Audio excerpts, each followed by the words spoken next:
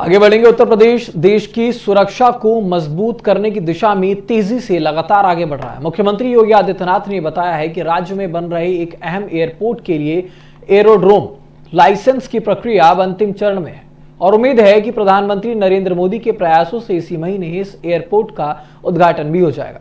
मुख्यमंत्री ने कहा कि एयरपोर्ट देश की रक्षा जरूरतों को पूरा करने में बड़ी भूमिका निभाएगा और इससे डिफेंस मैन्युफैक्चरिंग कॉरिडोर को भी मजबूती मिलेगी। उन्होंने बताया कि उत्तर प्रदेश में ब्रह्मोस मिसाइल समेत कई रक्षा उपकरणों का निर्माण पहले से ही चल रहा है और पीटीसी जैसी यूनिट्स जहां पर स्थापित हो चुकी है। कानपुर में अडानी एम्यूनिशन का काम तेजी से आगे बढ़ रहा है, जबकि झांसी में बीडीएल प्रोजेक्ट अब अंतिम चरण में है और जल्द ही वहां पर भी उत्पादन शुरू होने की उम्मीद है। मुख्यमंत्री ने कहा कि इन परियोजनाओं से देश की सुरक्षा मजबूत होगी और राज्य के युवाओं को रोजगार के नए अवसर मिलेंगे।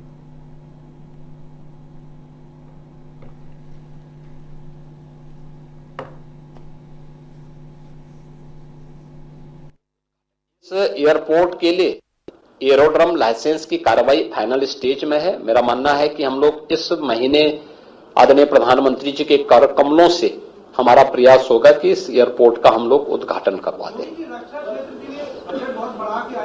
काफी बड़ा आया है देश की रक्षा आवश्यकताओं की पूर्ति के लिए और डिफेंस मैन्युफैक्चरिंग कॉरिडोर में धन्यवाद दूंगा आपको कि मैं इस बात को भूल गया था, लेकिन डिफेंस मैन्युफैक्चरिंग कॉरिडोर के लिए यूपी में 6 नोड हमारे विकसित हो रहे हैं।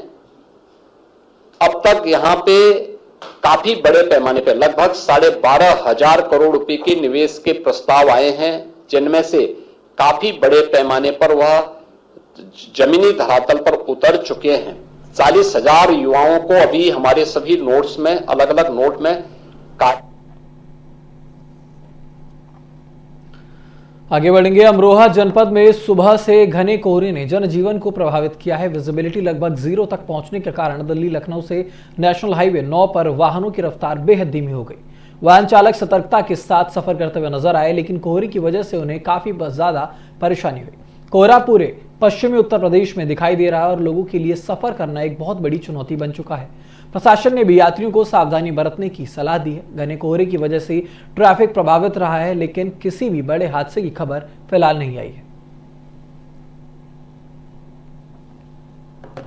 तो यूपी के अमरोहा की आपको तस्वीरें दिखा रहे हैं, जहां पर घने कोहरे के चलते लोगों की आवाजाही कहीं ना कहीं सड़कों पर बहुत ज़्यादा प्रभावित हो रही है। लोगों को घर से निकलने के बाद कहीं आगे बढ़ने में बहुत ज़्यादा दिक्कतों का सामना करना पड़ रहा है। साथ ही साथ विजिबिलिटी की अगर बात करें तो विजिबिलिटी और दृश्यता जो है वो 0% तक पहुंचने की वजह से NH 9 पर बहुत धीमी रफ्तार रखने का आदेश दे दिया गया।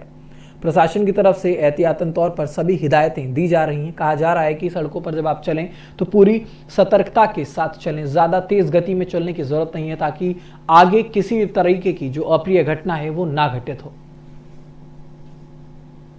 सावधानी के साथ सफर करने के निर्देश दिए जा रहे हैं। साथ ही साथ पूरे पश्चिम यूपी की अगर बात करें तो वहां पर कोहरे की चादर बिछी हुई है।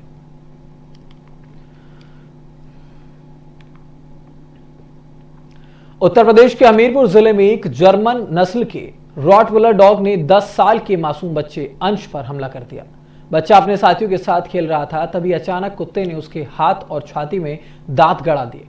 लहूलुहान हालत में अंश को उसके पिता राजेंद्र लेकर थाने पहुंचे और पुलिस की मदद से प्राथमिक स्वास्थ्य केंद्र में भर्ती कराया गया। इस घटना से इलाके में डॉग की दहशत का माहौल है और स्थानीय लोगों ने कार्रवाई की मांग की है। डॉग के मालिक के खिलाफ पुलिस में तहरीर भी दे दी गई। तो आप देख सकते हैं तस्वीर, ये उस मासूम की तस्वीर है जो खेलने के लिए अपने दोस्तों के साथ निकला था। हमीरपुर की ये खबर हम आपको बता रहे हैं, जहां पर रॉटविलर ब्रीड के कुत्ते ने इस बच्चे के छाती और हाथ पर हमला कर दिया। अचानक इस बच्चे के ऊपर जब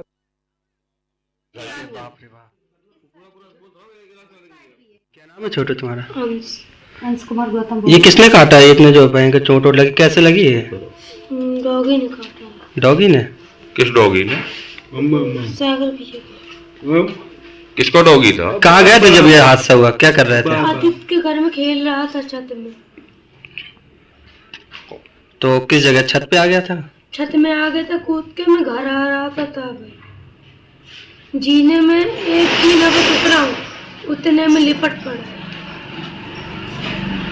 किसी ने बचाया नहीं तो कौन, कोई लोग आए? कोई नहीं बचाया। आपका राजेंद्र, ये जो आपके पास बच्चे के साथ कुत्ते ने काटा है, एकदम के अटैक किया है, तो क्या मामला है ये?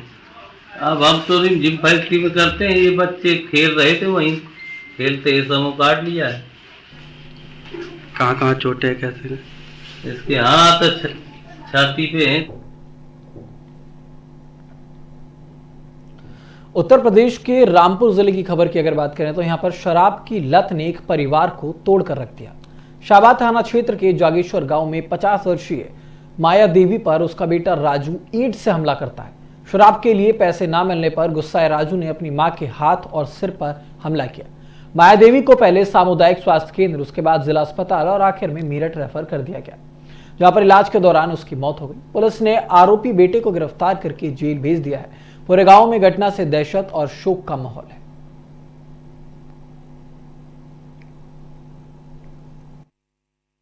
थाना शाहबाद एरिया में एक जागेश्वर गांव में राजू नाम का युवक है। वो शराब के नशे का आदी है।